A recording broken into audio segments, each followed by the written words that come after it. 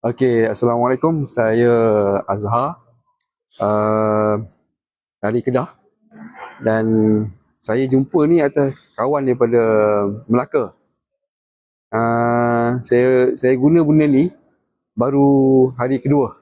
So semalam sampai produk ni, so semalam saya makan satu secet, pagi satu secet. Tapi alhamdulillah pagi tadi saya bangun sebab sebelum ni saya ada masalah saraf pinggang ke bawah.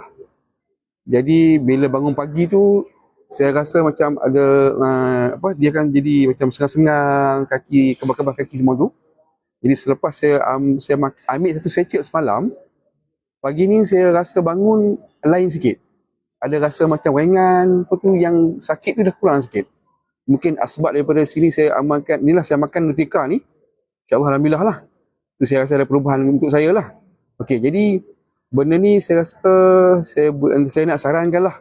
Siapa-siapa yang ada masalah saraf ke ataupun masalah yang lain pun tak kisah, tapi macam saya ni saraf, so saya sarankan cuba konsum gunakan Nutrika ni.